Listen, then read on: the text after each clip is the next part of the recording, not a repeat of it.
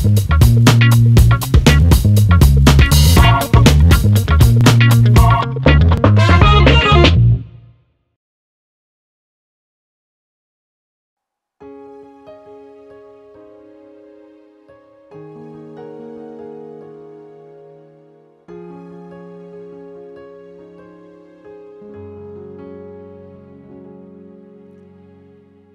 mau hidup seturut kehendak-Mu, mengerjakan keselamatan yang Tuhan beri.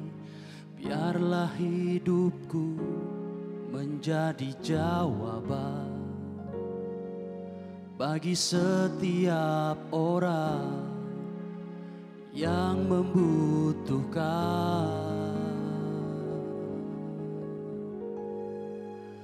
Ku mau bercahaya bagaikan bintang-bintang, di tengah kegelapan terpancar terang kasih Tuhan. Ku mau bercahaya, bermegah dalam Dia, menyaksikan kemurahan Tuhan, menceritakan perbuatan Tuhan. Ku rindu hidup selalu bercahaya dalam kemuliaan-Nya.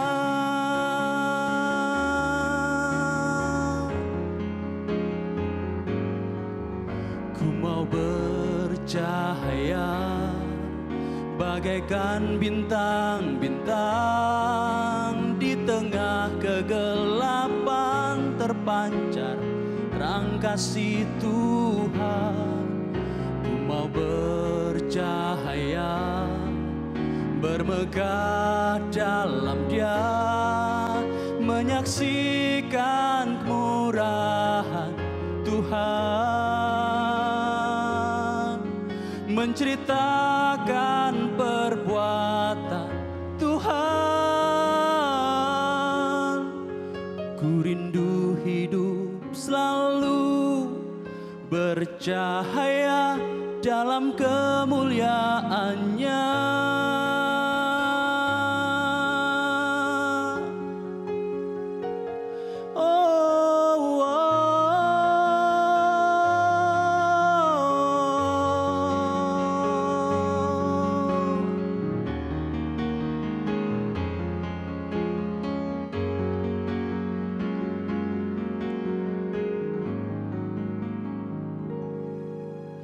Ku mau bercahaya bagaikan bintang-bintang, di tengah kegelapan terpancar terang kasih Tuhan. Ku mau bercahaya, bermegah dalam Dia, menyaksikan kemurahan Tuhan, menceritakan perbuatan Tuhan. Ku rindu hidup selalu bercahaya dalam kemuliaan-Nya.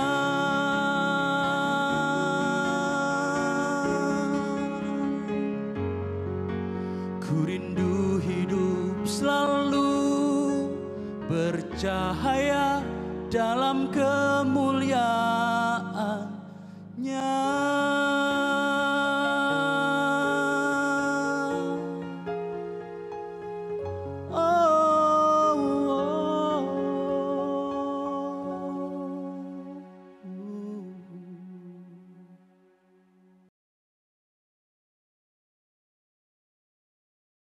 Halo semuanya, welcome back to another episode of podcast Buka-Bukaan. Dan hari ini untuk memperingati acara Sumpah Pemuda, hari ini aku ditemenin sama a group of people. Jadi gak cuma 1 atau 2 nih hari ini, aku temenin sama banyak orang dan mereka yang jelas lebih muda dari aku. Yes, karena aku hari ini mau banyak ngobrol dengan anak-anak muda yang luar biasa. Dan mari kita sambut panel kita hari ini. Tada, ada 4 orang di sini. Halo teman-teman semua.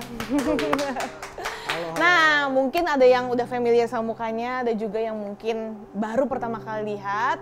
And there's a reason why they're here right now. Mungkin kita bisa minta mereka untuk memperkenalkan diri mereka satu-satu ya. Boleh? Dimulai dari Angeli. Hi guys, I'm Angeli. Cia, Inggris nih. Oke, kalau aku mungkin biasa aja kali ya. Halo, nama aku Gervando Giorista. Ya. Halo, nama aku Kezia Haniau. And the last one. Namaku David Ananda. Tepuk tangan dong buat semuanya.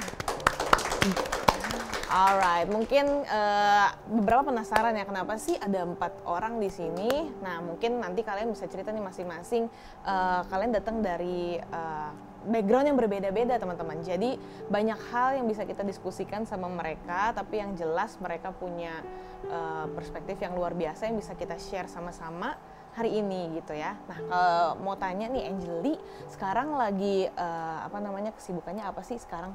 Kalau sekarang aku kesibukannya itu sebagai mahasiswa, lagi skripsi, dan juga sebagai financial consultant. Wow, mantap. Keren. Alright, Gervando, hari-hari ngapain aja nih bro? Hari-hari aku di corporate juga, di startup. Terus ada beberapa bisnis kecil, small bisnis, dan mungkin lebih banyak di politik praktis ya, di government, sektor politik. Amazing, Okay. seru. Keisha. Kalau aku I'm a performing artist, jadi kerjanya nari, nyanyi, acting. Oh, seru banget ya, the dream life kayaknya. David. Oke, kalau aku sebetulnya aktif di dunia e-sports. Jadi mungkin ini dunianya anak gamers. Aku aktif di satu perusahaan namanya Akademi Esports Garudaku. Itu ngurusin e-sport dari sudut pandang yang lain. Jadi kita masuk ke pendidikan, ke sekolah-sekolah, ke kampus-kampus. Untuk kenalin e-sport bukan cuma main game doang, tapi kita juga bisa lengkapin soft skill ke anak-anak gamers. Waduh. Oke, nah mungkin banyak juga sih yang menurut gue yang nonton terus kayak, dunia apa ini? Gimana gitu kali ya. Nah, kita akan dig deeper into what are they doing dan bagaimana mereka melakukannya, gimana mereka bisa sampai sana. So stay tune ya. Nah, karena aku di sini sama anak-anak muda gitu ya dan mengangkat spiritnya Sumpah Pemuda gitu ya. Aku rasa kita semua setuju bahwa Sumpah Pemuda is all about the act of young people untuk mencintai bangsanya gitu ya, sebenarnya kayak gitu. Nah, aku penasaran nih karena kan kalian berempat datang dari background pekerjaan gitu ya atau area of expertise yang berbeda-beda. Nah, dan kalian tuh kan tinggal di Indonesia ya, sama-sama WNI, dari kecil born and raised Indonesian ya kan. Nah, bagaimana sih menurut kalian gitu ya budaya yang ada di Indonesia sekarang? Apakah cultivating kalian nggak sih di dalam apa yang kalian kerjakan as a young people gitu ya? Misalnya, apakah dia cukup mendukung nih perkembangan dunia kalian? Misalnya, ya kalau startup gue tahu nih misalnya cukup mendukung nggak sih startup untuk berkembang di sini gitu ya? Nah, mungkin aku mau tanya dari Gervando dulu kali ya. Apakah maksudnya kamu nih sebagai orang yang berkarir di dunia politik dan bisnis gitu ya di usia yang muda gitu. Nah, apakah culture-nya orang Indonesia itu mendukung nggak sih perkembangan kamu di dunia ini? Kalau bisa dibilang sebenarnya secara culture Indonesia in the current situation ya pasti mendukung.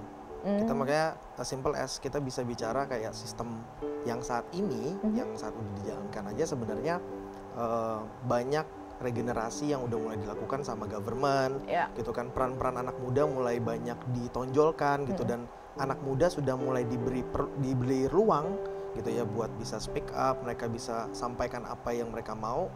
Jadi secara overview sebenarnya Indonesia sendiri itu sudah memberikan ruang kalau aku lihat ya, Iya, POV iya, dari iya. aku, dari sisi pemerintahan maupun dari sisi profesional entrepreneur gitu kan, akses semua dikasih, pendidikan and other stuff gitu ya, walaupun mungkin might not be perfect gitu Iya, ya, iya, tidak iya. seperti yang anak-anak muda maunya harus ini itu Kalau bisa kan nggak kita semua. gaspol terus Betul. gitu kan. Tapi kan dan namanya dalam pemerintahan itu kan nggak semudah itu gitu Right. ya, butuh tahapan-tahapan dan yang disebut birokrasi lah. Ya, jadi butuh step-stepnya. Tapi arah ke sana sudah mendukung. Yap. Kalau Aku juga menurutku. banyak lihat sih ya, maksudnya muka-muka muda mulai bisa merepresentasikan Yes. sesuatu gitu ya di dunia Betul. politik gitu. Dan mereka bahkan bisa lebih ibarat kata terkenal daripada predecessors-nya gitu ya. Yes, makanya lately aja kita lihat kayak misalnya Y20 belakangan gitu kan, di lead-nya sama banyak anak-anak muda, parlemen aja bahkan banyak parlemen-parlemen tuh banyak parlemen muda gitu loh. Teman-teman yang dari DPRD tingkat kota, provinsi, bahkan nasional aja lately kan banyak ya usia 24 tahun, 23 tahun, which ruang itu ada. Tinggal gimana anak mudanya bisa nyerapnya nggak sih gitu kan. Iya. Gimana ketika ruangnya sudah diada, skills kemampuannya anak-anak muda ini bisa compete gitu loh dan masuk fit in That's the sebenarnya itu. challenge ya. Karena bicara government kan public ya, besar ya impact-nya. Jadi kalau secara quality-nya belum memadai pasti dampaknya akan besar juga untuk bangsa. Oke, that's wonderful to hear sih. Jadi kalau misalnya dulu kayak kesannya gue tua banget ya. Enggak Kalau soalnya dari maksudnya growing up kita kan selalu melihat memang figur-figur politician itu kan biasanya betul mereka tuh udah sorry to say tua gitu kan, maksudnya mereka yang kayaknya udah banyak pengalaman hidup and so on. Tapi knowing that there's space buat orang muda aja itu such a relief sih ya, bahwa ternyata negara kita bisa memberikan space untuk kita punya freedom, freedom of speech, freedom of menyampaikan apa yang menjadi opini kita gitu. Nah kalau di e-sports gimana, Vin? Sebetulnya kalau di e-sports tuh malah lebih cepat lagi. Jadi e-sports di Indonesia tuh ya perkembangannya itu mungkin paling cepat di Asia. Oh, Jadi ya? hari ini aja kita tuh udah leader di Southeast Asia mungkin. Wow. Kita negara yang paling kuat dari segi e-sportsnya. Kenapa? Karena kita punya penduduk yang banyak banget. Dan zaman sekarang siapa sih yang gak main Mobile Legends? Jadi kayak Bener sih. Hampir Anak nggak 5 ada. tahun aja bisa main ya. iya hampir gak ada yang gak main Mobile Legends, gak main Free Fire. Jadi e-sports sendiri di Indonesia itu udah kuat banget dan pertumbuhannya cepat banget. Ditambah adanya pandemi. Right. Jadi viewers kita di digital itu gila-gilaan. Peak performance-nya waktu itu MPL tuh liga satunya Mobile Legends. Ditonton 2,8 juta orang di saat yang bersamaan, live, bukan total. Jadi bayangin tuh, after selesai bisa 10 juta orang nonton finalnya. Itu gila banget. Nah, itu tuh attract perhatian, itu bukan cuma dari Southeast Asia, bahkan dunia. Jadi karena aku sendiri kan tergabung di federasi ya, aku ngurusin di federasi e-sport, akademi ini resmi dari federasi. Tahun ini kita disupport bareng sama pemerintah untuk ngadain World Cup e-sports itu di Indonesia. Dan bukan cuma satu, This is itu a ada great tiga. chance, Ada yeah. 3 event World Cup. Jadi bayangin aja World Cup bola kita nggak pernah ngadain, World Cup e-sport ini kita beruntun 3 kali. Desember, Januari 2 kali. Buat 2 game yang berbeda. Wow, this is totally news. Wow, itu gila keren banget. gila, dan yang ngadain tuh bukan cuma anak-anak muda, tapi kemarin itu karena kepepet ya, aku tuh kepaksa mewakilin timku untuk ketemu dengan beberapa kementerian untuk menjelaskan apa yang mau kita kerjain di e-sports. Nah, mereka itu sangat mendengarkan kita, bahkan setelah Kemendikbud Ristek itu nggak dengar pemaparan mengenai akademi e-sports aja, mereka tuh happy banget sih. Jadi bayangin, dia langsung bilang ini harus kita sebarin ke satu Indonesia. It's amazing. Jadi menurutku sebetulnya bukan gimana kulturnya sih, sebetulnya gimana kita ini sebagai anak-anak muda bisa punya ide yang bagus, punya penyampaian yang bagus, tapi juga mesti punya pembuktiannya. Iya, challenge kalau tadi nggak ada harus diisi proof-nya, ya. Masalahnya anak muda kadang-kadang kita punya ide-ide yang keren, menggebu-gebu kalau kita ngomong, tapi pas disuruh jalanin bingung. Iya. Nggak punya pengalaman, nggak punya Iya. knowledge. Jadi Setuju sih. kalau kita punya semua proven-nya, aku rasa sangat possible, apalagi kalau buat e-sports dan digital ya. Pemerintahan sekarang tuh mendukung banget. Orang semuanya anak-anak muda. Wow. Dari Kemenparekraf juga anak-anak muda semua. Jadi buat digital itu udah welcome. very welcome. Wow, amazing ya. Justru malah yang menurut gue jadi tantangannya adalah, tadi gue setuju sih yang Gervando sama David tuh sempat mention adalah, the thing is, apakah anak-anak muda sekarang itu mereka bisa fill in the gap? Iya. Apakah mereka bisa up to the challenge dengan platform yang sudah diberikan? Apakah mereka bisa bertanggung jawab dengan hal itu? Apakah mereka bisa benar-benar mengeksekusi ide-ide yang tadi gitu ya? Karena as we know, kita semua anak-anak muda pasti punya ide yang sebenarnya brilliant, tapi eksekusi is another thing, bener gak sih? Karena itu dia sih bedanya orang yang actually doing what they're thinking sama mereka yang hanya ya sebatas ide aja gitu. Dan di situ sebenarnya berperan tuh ya, anak muda itu bisa jadi jawaban apa enggak di situ sebenarnya ya. Jadi sebenarnya secara culture dari dunia politik, e-sports tuh pemerintah dan Indonesia malah sangat mendukung ya. Sangat mendukung. Wow, amazing. Berarti nih ada harapan para orang tua ya. Jadi anaknya kalau main game ternyata udah didukung sama pemerintah sebenarnya ya. Asal itu tadi ya, kita bisa membuktikan bahwa anak-anak muda itu emang bisa punya dampak yang positif dengan apa yang mereka lakukan gitu. Nah, kalau di dunia performing arts gimana, Kes? Kalau dunia performing arts sih sekarang definitely kayak a lot better kan, kayak dari yang kayak dulu sekarang well masih underappreciated sih, kayak jujur, kayak maksudnya nggak orang juga banyak tahu kan kayak tentang performing arts, kayak musical itu aku juga baru tahu kayak maksudnya telat gitu, karena kayak there's no education about musical theater gitu kan. Jadi kayak orang-orang ya kan, jadi orang-orang kayak nggak ada kurikulumnya juga di sekolah, right? Jadi kayak dulu tuh kayak no one know that kayak apa itu bisa jadi pilihan karir gitu. Iya, dianggap cuman hobi. Yes. Betul, jadi kayak oh there's singing, there's dancing, there's acting. Tapi kayak oh hobi gitu.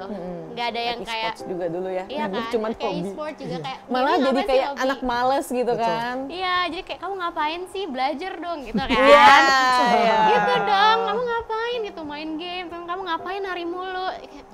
Ya gitulah, jadi kayak there's been struggle di situ kan, dan kayak emang belum, sekarang luar better karena orang-orang udah mulai ada internet and everything, jadi kayak dan dunia musikal juga udah mulai masuk nih ke Indo, udah mulai kayak mulai apa namanya bangkit lagi setelah pandemi kan. Iya, dunia showbiz kemarin sempat dies down ya, dies down because of pandemi kan, tapi kayak jadi gitu, jadi udah mulai apa namanya muncul lagi, dan kayak kemarin tuh ada festival musikal Indonesia kan, which is the first ever festival musikal Indonesia gitu yang pertama kan.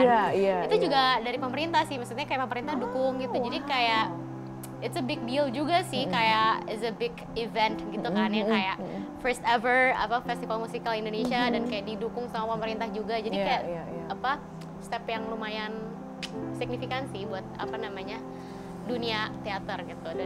Karena kayak teater sendiri kan juga sebenarnya ada beda-beda ya. Ada teater yang kayak teater kuno gitu, sama ada teater yang kayak musikal.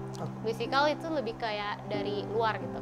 Yang kayak if you see Broadway atau kayak movie musical kayak Greatest Showman gitu. Oke. Nah, gitu kan. Kalau itu tahu, tapi kalau ngomong kayak misalnya musikal Broadway yang mana gitu, orang-orang juga belum tahu kalau emang nggak familiar, kalau emang dia nggak cinta musikal gitu. Gitu. Jadi kayak it's definitely a lot better, jadi udah mulai ada dukungan juga sih dari pemerintah gitu, udah mulai terbuka, masyarakat juga udah mulai terbuka lah, mulai kayak oh ada namanya musikal tuh udah mulai terbuka sama kayak shows gitu, jadi I think it's a lot better gitu. So much better gitu, tapi ya gitu, I mean we still have a long way to go sih, karena kayak itu masih underappreciated sih sebenarnya, dan kayak nggak semua orang juga ngerti itu ini industri apa sih gitu. Iya.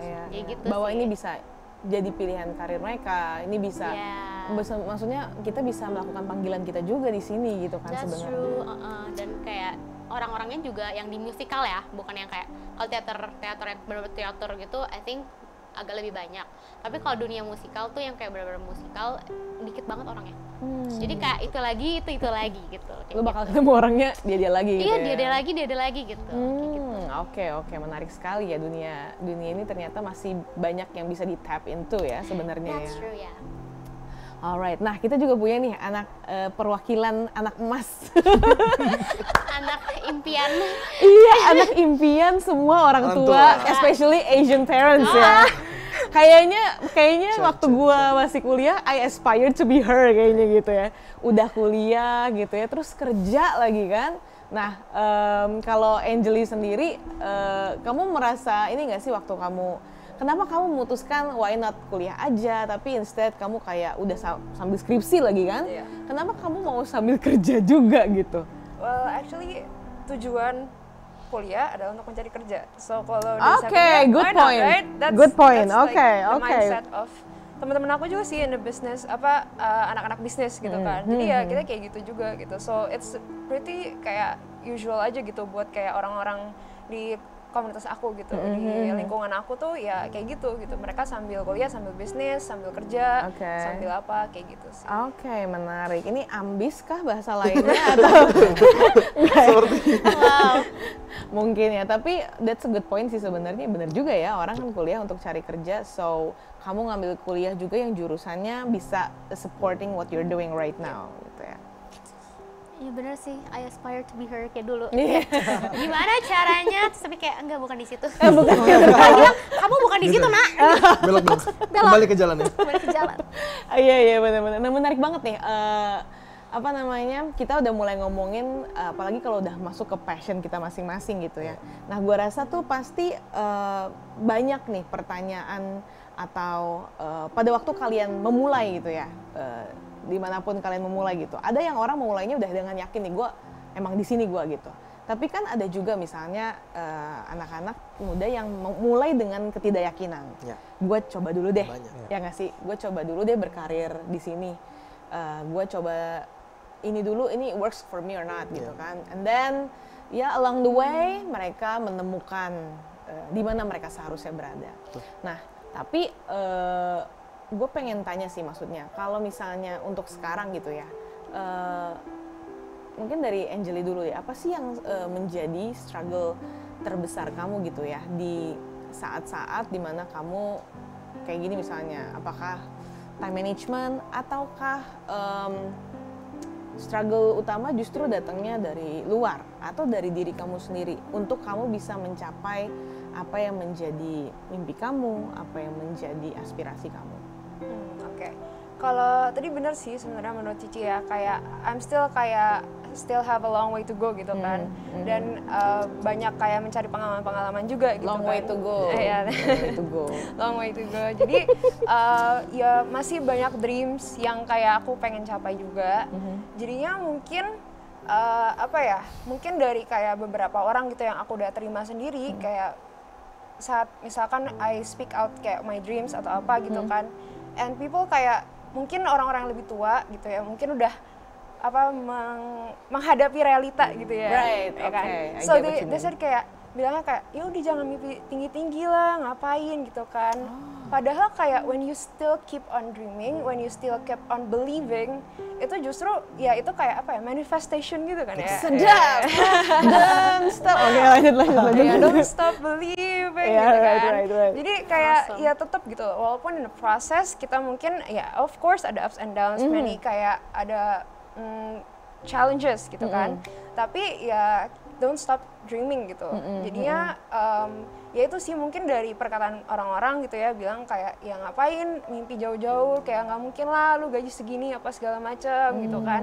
Makanya itu sih yang mungkin menjadi ya adalah gitu kan, sempat kayak kepikiran gitu. Gitu kayak emang dunia ini kayak gitu ya gitu kan. Tapi ya keep on dreaming lah gitu. Itu yang kayak harus kita tetap ingat gitu loh, kayak jangan, karena mimpi itu kan gratis kayak kan. So ya no matter how big it is, right? Yeah. Still free. Setinggi-tingginya kan. Kalau jatuh di bawahnya bintang-bintang. Nah, cakep. Bener juga sih, bener. Ya, bener. Kalau yang lain mungkin ada cerita apa aja sih yang jadi struggle sekalian? Apa kalau ya? Struggle-nya paling sekarang di waktu kali ya kalau aku ya. Jadi aku sendiri karena semua kerjaan diambil.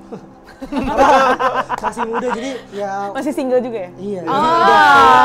Om-om dan tante-tante, please bawa ini.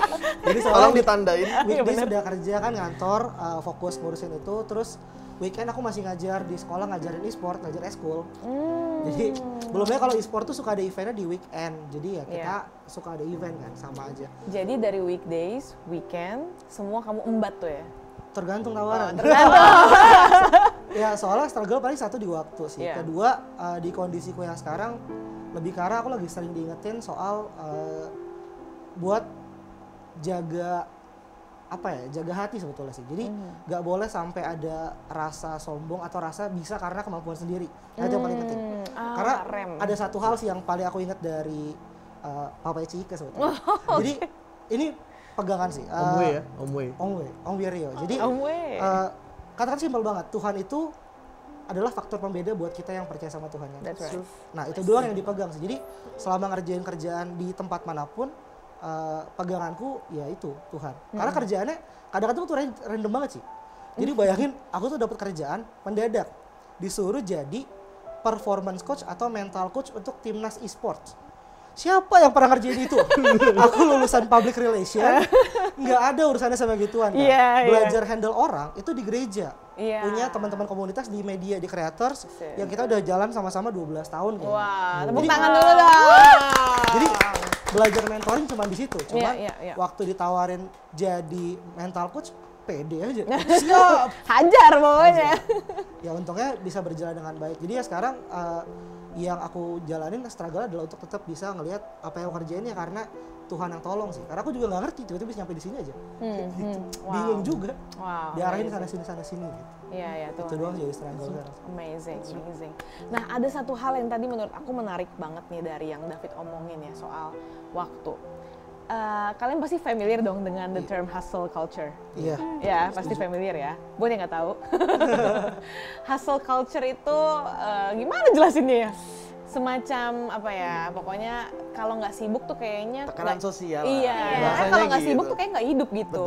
Kalau lu kayaknya cuman di rumah doang, wearing your jogger pants, it feels like you're not living atau kayak lu orang males segala macam. Nah, aku pengen tanya deh, maksudnya karena menurut aku sendiri gitu ya, David is very lucky untuk bisa punya pekerjaan yang kamu juga suka, Tuhan juga tuntun di situ, kamu berkati juga di situ gitu ya, dan waktunya banyak investasi di situ gitu ya, dan bener-bener mungkin namanya jalur karirnya tuh jelas gitu.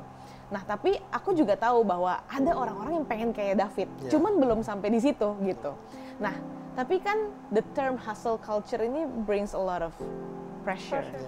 Setuju ya?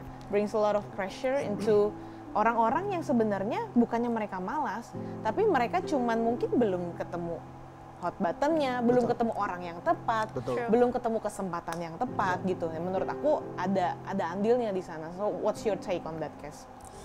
Kalau itu, I mean, as a performing artist kan kayak bukan job yang stabil ya, per project. Nah, kayak jadi kayak pas awal-awal ya, of course, kayak maksudnya aku kayak gitu, kelihatannya sih langlinglung gitu kan di rumah. Terus kayak ditanyain, kamu ngapain hari ini? Bingung jawabnya gitu kan, kayak ya gimana gitu. Tapi kayak ya itu it's part of the process sih actually, yang kayak aku baru belajar tuh kayak gimana ya, kayak aku belajar untuk bersabar sama diri sendiri juga sih, bersabar sama diri sendiri sama kayak keadaan, kayak make peace, kayak maksudnya you may not be doing anything yang kayak project yang kayak paid, yang kayak udah di stage gitu, tapi you can do something, you're still growing gitu, kayak even though kayak maksudnya hasilnya gitu, buahnya belum kelihatan, tapi kayak justru di saat-saat aku nggak punya pekerjaan itu, aku justru ngerasa kayak kayak diri aku tuh berkembangnya tuh lebih kayak dalam gitu, lebih besar, kayak my self growth ya, yang kayak mentally, kayak skill wise juga gitu. Jadi kayak aku kan kayak during that time yang aku nggak ada kerjaan gitu, I work on myself sih. Jadi kayak that's very nice. My mental health yang selama ini kan hustle culture kayak sibuk sekolah, terus cari kerjaan, terus kayak ya udah kerjaan dulu, aku kerja 9 to 5 jobs gitu. Jadi kayak 5 job? 9 to 5 job, kayak misalnya kerja kantoran yang seharian gitu kan. Udah korporat, Bun? Iya, aku dulu budak korporat, terus habis itu kayak and then I quit my job, terus kayak Jadi ada pressure itu juga kan, pressure I quit my job to chase my calling kayak di performing arts. Terus tuh nggak ngapa-ngapain gitu. Kayak apa hasilnya gitu. Jadi kayak dulu tuh aku nggak sabar gitu. Aku dulu punya pemikiran kayak, oh iya kalau aku ikut calling aku pasti langsung shalalala gitu yang kayak Mas Yalda. Tapi that's the dream ya. Iya kan, tapi kayak tapi Tuhan kayak tar dulu gitu. Kamu masih punya banyak growth yang perlu kamu masih perlu banyak proses yang perlu kamu jalanin gitu. Jadi kayak aku ngerasa kayak I may not in the place where I want to be, tapi kayak I'm in the place where I need to be gitu. Jadi kayak there's a lot of growth gitu yang kayak ya mentally, dan kayak aku juga lebih kenal diri aku sendiri, hubungan aku sama Tuhan juga jadi lebih baik gitu. Hubungan aku sama sesama jadi lebih baik gitu. Jadi kayak growth itu bukan cuman hasil kayak buah di pekerjaan gitu, kayak oh aku udah di stage ini, udah production ini gitu. Aku achievementku udah ini gitu. Tapi kayak ada juga personal growth yang harus kamu hitung gitu. That's the thing gitu. Jadi kayak kalau struggle di performing arts karena itu kan unstable job gitu paling. Cuman kayak Tuhan tuh ada aja gitu. Kayak pasti karena kita maksudnya anak Tuhan. Jadi Tuhan tuh pasti punya rencana aja gitu. Kayak aku tiba-tiba ada job ini, tiba-tiba ada dikasih opportunity ini gitu. Tiba-tiba. Iya kan, tiba-tiba itu loh. Jadi kayak aduh Tuhan bisa aja sih gitu loh, ya gitu kayak gitu deh. Suka kasih surprise gitu. Jadi kayak ya udah gitu. Aku juga yakin sih, maksudnya banyak juga yang pasti encourage ya dengan apa yang tadi David dan Keisha udah ceritain gitu ya. Aku sendiri juga ngalamin nih, maksudnya ada banyak orang yang mungkin terlihat sibuk tapi sebenarnya mereka tidak produktif gitu ya. Iya benar. Ya kan, jadi kayak kalau kita mulai segala sesuatu tuh dari mengenali siapa yang Tuhan taruh di dalam hidup kita, I think we can do so much better gitu. Dimanapun kita berada nggak sih?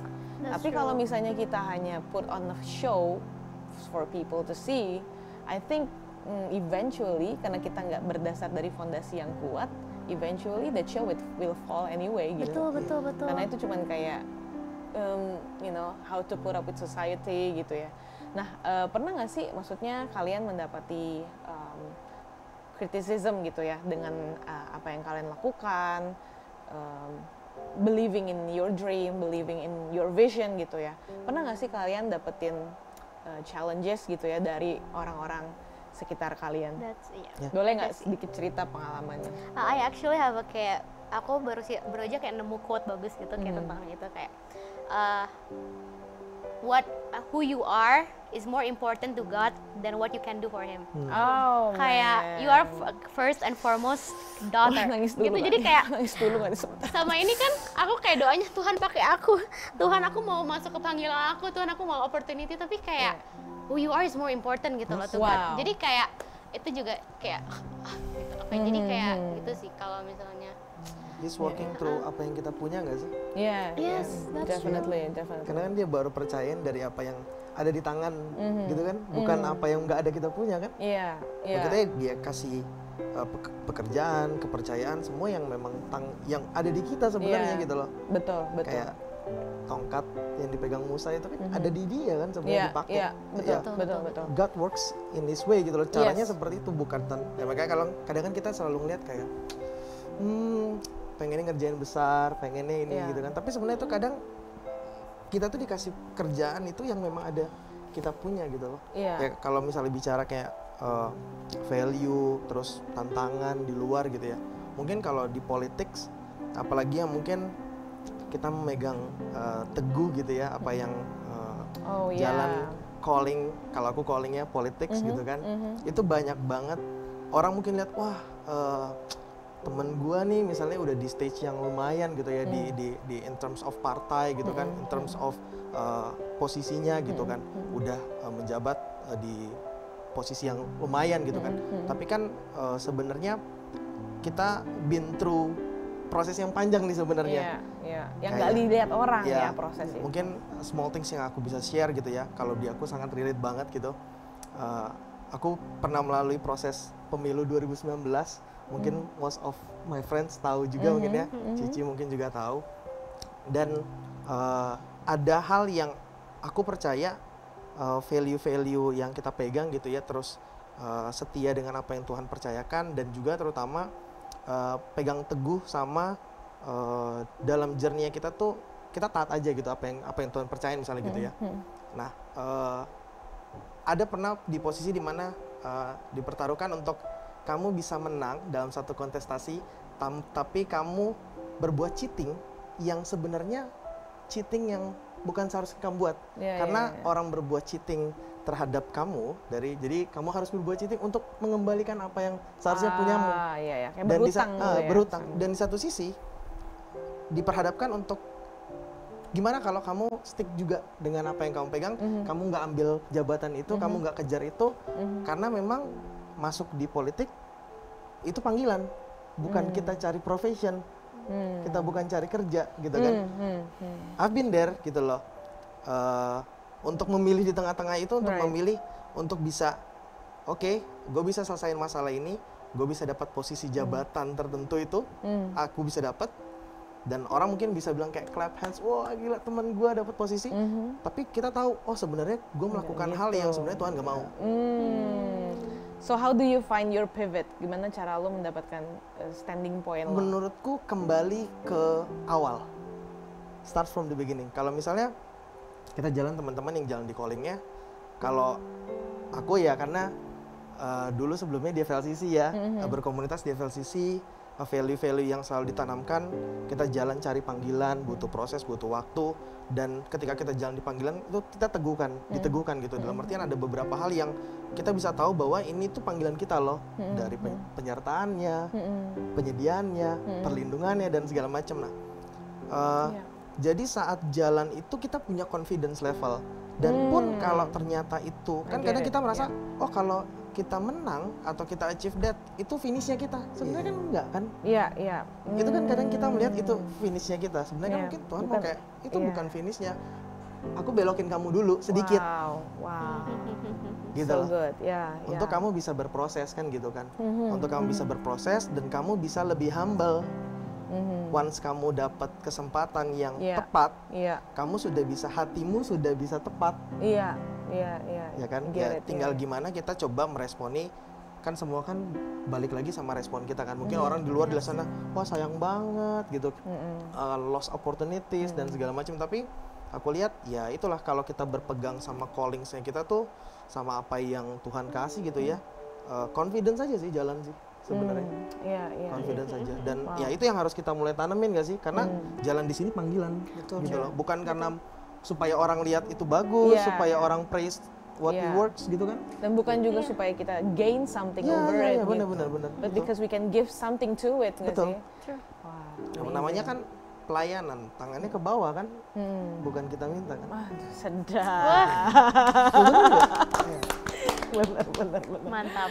Wow, amazing Kayak gila. gitu sih mungkin. Iya, I get it. Dan gua rasa setiap calling itu pasti punya tantangannya masing-masing ya untuk kita, especially when we have to choose difficult decisions. Waktu kita udah diperhadapkan sama difficult decisions, kayak tadi David bilang gitu ya,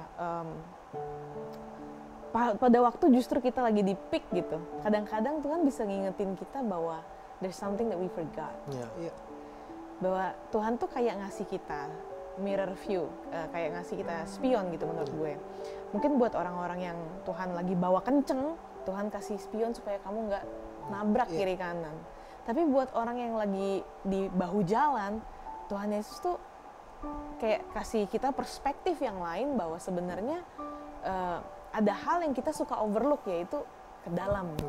Tadi yang Kesha cerita gitu ya. Terus ada juga yang tadi Gervando bilang, ya justru kita itu sengaja di break supaya pada waktu kita harus menghadapi decision yang sulit, dan kita harus diperhadapkan antara value kita atau tawaran yang orang kasih, tapi harus kita harus mengorbankan apa yang selama ini kita percayai gitu ya. Dan itu udah no longer jadi isu buat kita gitu ya. Pada waktu itu kita harus hadapin, karena kita udah tahu nih bahwa waktu kita pegang value itu nilainya jauh lebih besar. Dan apa yang orang lihat itu bukan semuanya ya. betul. Apa yang orang lihat di sosial media juga bukan semuanya. Iya. Gue juga pernah sih ketemu kayak beberapa influencer yang turns out yang kayak kesannya dia punya banyak endorsement gitu ya. Tapi financialnya ternyata hancur gitu. Kehidupan aslinya ya. I mean, wah ternyata memang kita nggak bisa ngelihat cuman apa yang dunia ekspektasikan dalam hidup kita, tapi kita benar-benar mesti pegang apa sih yang Tuhan bisa kerjakan melalui hidup kita gitu ya. Betul. Wow, amazing. Thank you guys so much udah sharing-sharing. Nah, aku penasaran juga nih, maksudnya dari apa yang kalian sharingkan tadi gitu ya, kalian kan pegang teguh apa yang kalian alamin sama Tuhan gitu ya. It's so much bigger than what you have achieved, kayak tadi Kesha bilang gitu.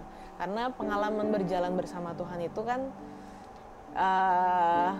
nggak bisa dibeli dengan uang ya. Priceless Ya. Roller coaster banget gak sih? Iya, itu priceless dan iya. personal banget. Iya. Kayak, Di waktu kalian lagi lagi mengejar mimpi kalian dan kalian lagi berdoa untuk panggilan kalian pernah nggak sih menemukan insecurity dalam diri kalian gitu pada waktu in this process gitu?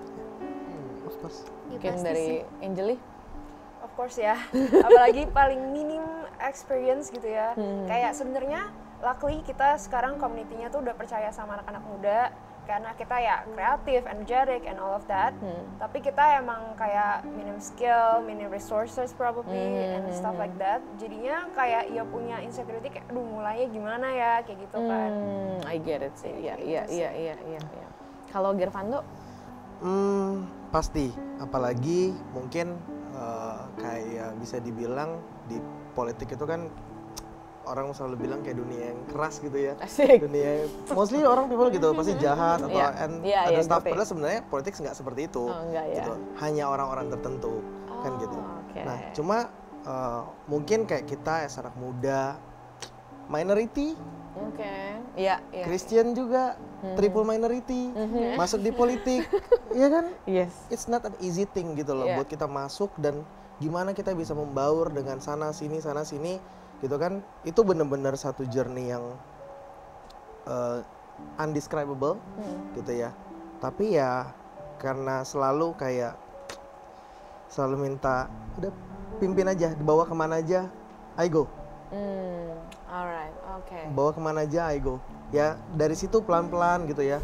Walaupun ya tetap kayak ada tantangan-tantangan ya, penolakan Pasti, itu of course gitu, mulai dari lihat tampilan ketika kita turun di lapangan dan Itu segala pasti macam. brings you down gak sih a little bit gitu? Awalnya iya, tapi mungkin karena ya selalu mulai dengan doa gitu kan, jalan sebelum mulai itu selalu itu tuh aku percaya itu tuh kadang menguatkan gitu Ci. Kadang tuh kayak sempat mau mungkin kayak aduh kayaknya I'm done deh, kayaknya nggak, ini bukan tempatku gitu. Iya. Tapi ya buktinya sampai di saat ini kayak realize kayak wow sekarang aku udah di sini gitu loh. Dan mungkin bisa dibilang kayak aku sangat jarang lihat orang-orang yang seperti aku ada di industri yang ini sama gitu loh, di sektor yang sama, dan kayak I hope kayak ada lagi nih anak-anak muda baru gitu, ayo dong gitu loh. Kan 1-2 orang makin lebih baik kan, semakin banyak orang semakin lebih baik kan gitu, untuk merubah di ekosistem kan. Iya. I think you stop looking at what you don't have and start looking at what you actually have. Yang Tuhan udah kasih ke kamu. Lihatnya gitu. kayak pelita gitu kan, cuma di depan jalan, depannya. Tapi kan bukan dikasih yang tembakan ke depan kan. Kita kasih pelitanya yang memang dipegang cuma buat jalan di depan. Right where you're standing, apa yang harus kamu hadapin di depan gitu ya. So that makes you more secure ya. Kalau aku sih of course lah, ya maksudnya banyak banget kayak insecuritiesnya, apalagi kan kalau dunia performing arts gitu, arts kan kayak benar-benar self sendiri kan ya, kayak instrumennya tuh diri sendiri gitu. Iya, bener juga. Am I good enough gitu, yang kayak skill wise, appearance wise, yang kayak cocok enggak gitu, jadi kayak misalnya pemain ini gitu, kayak padahal pengen misalnya gini, karena aku kan kayak ya petit kecil gitu kan, terus kayak jadi leading lady mungkin gak sih? Jadi anaknya kali gitu kan. Kayak itu kan jadi kayak jadi bener juga ya. gitu kan, tamparan-tamparannya tuh banyak. Jadi kayak insecurities pasti ada, skill wise, appearance wise juga ya, sama peer pressure juga kan, kayak oh, orang lain kayak dia udah dapat role ini, dia udah dapat kayak di show ini gue belum apa-apa gitu, itu juga ada. Audisi gue nggak lolos gitu. Kayak gitu kan. Dan kayak pressure kayak dari keluarga juga sebenarnya pasti ada gitu, dan kayak orang-orang lain juga yang kayak emang gajinya seberapa sih gitu kan, performing arts, terus kayak ya mohon maaf panggilan saya di sini gitu. It's just kayak pressure pasti ada. Jadi kayak kenapa identitas diri kita dalam Tuhan tuh penting banget gitu. Karena kayak when you kayak di luar, kayak apalagi dunia aku kan kayak banyak dijudge gitu ya. Kayak aduh nggak cocok, aduh enggak. Nah, lu jadi constantly penilaian terus ya. Iya, kayak judge gitu kan. Jadi makanya identitas diri kita tuh harus benar-benar kuat gitu dalam Tuhan, yang kayak mentalnya tuh mental harus mental baja. Mental yang kayak mentalnya harus kuat gitu. Wow, makanya Tuhan kasih kamu waktu untuk kamu work on yourself. Betul sekali. Gitu ya. Iya, jadi kayak ya awal-awal kan maksudnya audisi nggak dapat. Aduh Tuhan, gimana sih, katanya gue di sini gitu kan. Katanya gue di sini mana? Terus kayak tapi lama-lama kayak audisi nggak dapat. Oh ya udah, aku anehnya ngerasa kayak oh ya masih damai gitu. Jadi kayak sampai titik yang kayak oh ya udah, emang ini bukan buat aku, tapi kayak aku percaya Tuhan pasti ngasih yang lebih baik buat aku, yang emang buat aku gitu. Jadi kayak gitu sih. Wow, oke. Kalau David? Paling sering sebetulnya ngerasa masih belum tahu banyak sih. Jadi masih pengen belajar terus. Karena makin ketemu banyak orang tuh makin ngerasa gue nggak tahu apa-apa. Banyak banget orang-orang hebat di tempat ini gitu ya, yang masih mesti belajar dari mereka. Kadang-kadang usia jauh di bawah kita sih. Jadi kalau gamers itu beberapa top tiernya memang mereka usia masih muda-muda banget, tapi bisa banyak yang kita pelajarin dari mereka. Dan yang paling penting suka jadi kepikiran sebetulnya adalah pace kali ya. Jadi kalau anak-anak muda tuh paling suka ngelihat pace kita dengan pace orang lain. Kadang-kadang kok teman kita udah nyampe di mana, kita ada di mana. Cuma karena aku bukan orang yang pemikir banget buat hal yang kayak gitu, aku lebih ke arah oke, udah tahu dia di sini, saatnya kita kejar bagian kita gitu. Karena prinsipku sendiri sih, dan suka ngomong sama teman-teman juga, ya hidup kita kan bukan perlombaan ya. Kadang-kadang ada yang mesti nyampe lebih cepat, ya kita pelan-pelan aja lah. Yang penting kita jalan. Kalau kitanya berhenti cuma ngeliatin dia di TikTok, ya kita gak kemana-mana gitu. Jadi penyakit anak muda kan cuma dengar. Ini penyakit anak zaman sekarang sih. Jadi cuma nontonin FYP di TikTok, ngeliat, wih dia keren banget, dia keren banget. Sampai mana sini. Tapi kita cuma terjebak sama kayak, aduh kok aku gini-gini doang. Turns out we're doing nothing gitu ya. Benar. To ourselves. Iya, jadi kalau aku sendiri caranya adalah ya setelah dengar cerita dari teman-teman, ayo kerjain bagian kita. Karena buat sampai di titik yang bisa kita bilang bagus gitu ya, udah keren, itu kita nggak tahu di mana sih, jalan aja sebetulnya sih. Aku juga kayak sampai hari ini jalan doang kayak anak nggak tahu apa-apa sebetulnya. Sebenarnya cuma dia, tiba-tiba di sini, ya udah. Tiba-tiba di sini, ya udah. Iya. Jalan aja sih yang penting. Jadi jangan kebanyakan mikir. Wah, tuh dengar tuh. Iya, generasi overthinking. Iya, benar. Setuju banget sih, setuju banget. Dan maksudnya kalau kita if we stop looking at what other people can do and start looking what we can actually do with God, kayak kita sebenarnya kita bisa melakukan jauh lebih banyak nggak sih? Betul. Dan kita jauh lebih produktif sama waktu-waktu kita gitu. Betul. Makanya aku pengen maksudnya buat semua yang nonton di sini gitu ya. Aku tahu bahwa we start differently on our journey, right? We have a different starting point, we have a different pace, we have a different finish line. Dan nggak bisa dibandingin satu-satu gitu, karena anugerahnya cuma Tuhan yang tahu kapan kita finish enggaknya gitu. Betul. Dan selama kita masih dikasih kesempatan buat kita bisa mengerjakan apa yang Tuhan percayakan sama hidup kita, kita bisa masuk dalam panggilan aja itu udah lucky enough nggak sih? Betul. Kalau kita bisa mengejar, buat gue, kalau lu masuk dalam panggilan tuh the privilege lu. You already know your purpose, you are in it, you are doing what you can to it, dan maksudnya no matter where you are, lo tuh udah di sana, track lo tuh udah ada, lo jalan aja, sesimpel apapun gerakan lo, slow apapun motion lo, you're moving anyway. Dan if you do it step by step, accordingly pasti kan pelan-pelan kita akan melihat gak sih hasilnya gitu, untuk diri kita gitu. Dan buahnya pun bukan apa yang di-define dari apa yang orang ngomong soal hidup kita. Buahnya itu justru yang ngerasain, malah orang-orang yang ada sekitar kita, circle kita. Betul. Apakah kita sudah berbuah manis apa belum sih buat mereka? Gitu. Iya. And I think this is one of the thing that orang suka lupa gitu ya, pada waktu mereka mengejar mimpi mereka adalah sebenarnya apa yang mereka kerjakan itu bukan untuk diri mereka sendiri nggak sih? Iya. What you're doing is not for your own satisfaction, tapi sebenarnya itu untuk menjawab kebutuhan orang yang ada di sekitar kalian. Setuju. Setuju nggak? Setuju. Karena I mean what you're doing is already helping people. Iya, karena sebenarnya gini Ci, aku juga baru tahu ini, baru nemu mungkin 1-2 tahun ke belakang ya. Jadi kalau kita ngomongin apa sih yang jadi passion atau jadi calling ya, calling yang aku rasain ya ternyata itu sebetulnya bukan e-sports. Jadi yang aku suka adalah aku tuh bisa nolong orang buat tumbuh. Itu yang aku mau kerjain dan gak dibayar. Dan dari dulu, dari zaman masih di SMA, Yes. udah ada di Komsel, nolongin I know. orang buat growth, bantuin teman-teman di media. Multimedia juga bukan callingku loh. Jadi kalau tanya teman-teman di multimedia, aku malah nggak ngerti apa-apa. Cuman kalau ada kerjaan di situ aku bisa jadi Iya. duit gitu. Jadi Iya, tapi iya. callingnya adalah nolongin teman-teman buat tumbuh, Iya. buat growth. Sampai hari ini, sampai di kantor, sampai di e-sports, di akademi, dipanggil sana sini, nolongin orang di situ. Nolongin orang buat tumbuh. Jadi Iya, iya, ternyata iya. callingnya di situ ya. Iya, Aneh. iya. No matter what you do, that's what you do anyway gitu kan. Iya. Maksudnya apapun fieldnya gitu. Iya. Dan maksudnya apa yang kalian lakukan dan kita nggak usah dibayar di situ dan maksudnya itu membuahkan sesuatu buat orang yang ada di sekitar kita. Setuju. More than just our own satisfaction, more than how much money we have on our bank account.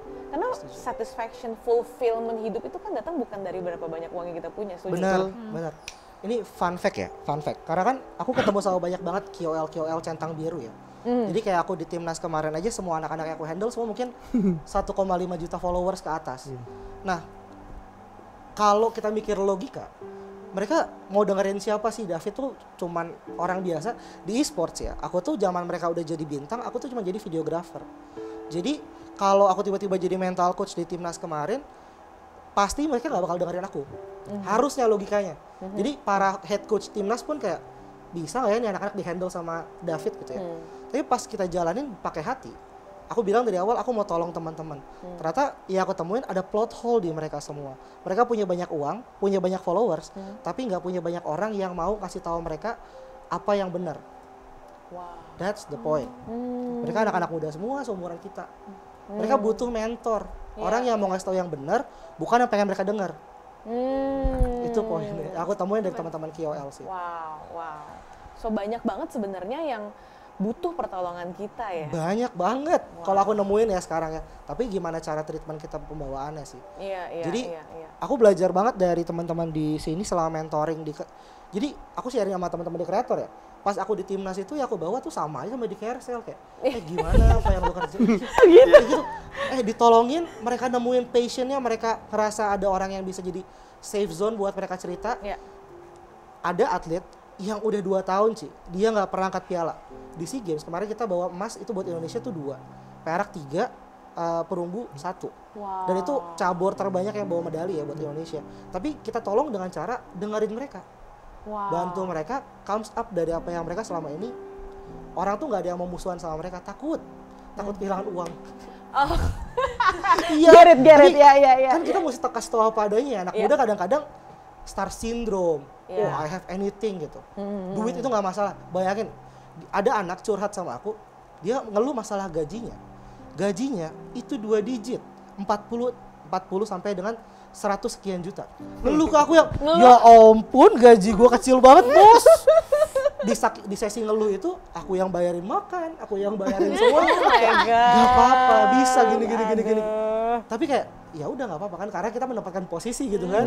Dan mereka tuh butuh itu. Anak-anak ini butuh orang yang bisa dipercaya sama mereka buat nolong mereka. Dan itu value-nya Ci, itu mahal banget. Jadi mahal banget nih berteman sampai hari sama mereka tuh untuk ngomong hal yang benar itu, mereka tuh butuh orang-orang gitu. Jadi itu sih yang aku rasa, oh ini callingnya itu sih sebetulnya. Ya, wow, amazing. Tepuk tangan dulu dong. So I think as a closing point ya, aku mau buat semua yang nonton hari ini di sini. I don't know if you guys are in the same age kayak kita, kayak saya, atau mungkin ada juga orang tua yang menonton podcast hari ini gitu ya. I think I wanna emphasize one thing bahwa banyak hal yang bisa kita lakukan ketika kita stop comparing ourselves to people. Dan hal-hal yang kita lakukan itu justru sebenarnya bukan tentang satisfaction diri kita, bukan tentang diri kita, tapi apa yang Tuhan mau lakukan dari hidup kita justru buat orang-orang yang ada di sekitar kita. And there's so much way to do it. Nggak harus dari channel yang sama, nggak harus semuanya jadi pengkhotbah, nggak harus semuanya jadi businessman, nggak harus semuanya jadi politisi, nggak harus semuanya jadi dokter, tapi kalian bisa dari mana aja itu Tuhan bisa pakai semua yang ada dalam hidup kita gitu. Tergantung bagaimana kita mau nggak jawab panggilan itu, mau nggak kita put on the work and commitment on it. Dan aku rasa yang tadi David ngomong gitu ya, banyak orang tuh justru mereka udah di sana, tapi karena mereka nggak tahu mereka nih ngapain, mereka nggak punya purpose-nya, akhirnya mereka juga bingung sama resources yang mereka punya gitu. Dan mereka nggak tahu, dan sebenarnya mereka butuh pertolongan orang-orang yang ngerti. I think as a parent myself gitu ya, aku pun belajar bahwa banyak hal yang sebenarnya kita tuh nggak ngerti dari anak-anak kita juga. Even myself as a parent gitu ya, aku juga banyak hal yang aku nggak ngerti tentang tingkah laku mereka. Dan banyak hal juga yang mungkin mereka bingung nyampeinnya ke kita gitu kan. And that's why I think salah satu tempat yang paling aman sebenarnya yang harusnya dipunyai seorang anak adalah keluarga seharusnya. Dan I want to encourage parents here, siapapun saudara yang nonton hari ini gitu ya, aku yakin sebenarnya ada hal yang mau mereka ceritakan, tapi mereka juga harus bangun trust itu sama kita, sehingga mereka bisa merasakan, mereka bisa mendengarkan value kita ketika kita sudah mendapatkan hati mereka, bener ya, kira-kira kayak gitu ya. Dan aku rasa banyak banget hal yang kita pelajarin hari ini di sini. And I'm very thankful to you guys. Thank you so much for spending time with me here. I gained so much insight. I gained so much perspectives. Dan aku rasa banyak hal yang kita bisa dapetin dari sini, kita pelajarin dari sini. So I want to share the same spirit of these young people. Karena nggak ada kata terlambat buat kita, nggak ada kata terlalu susah, nggak ada kata terlalu gampang. Semuanya bisa kita raih kalau kita bisa mengandalkan Tuhan. Oke, sampai ketemu di episode podcast berikutnya. If you guys want to know more contents about this, share in the comments. Dan apapun yang saudara doakan, biarlah itu semua terjadi dalam hidup saudara. Sampai ketemu. God bless you.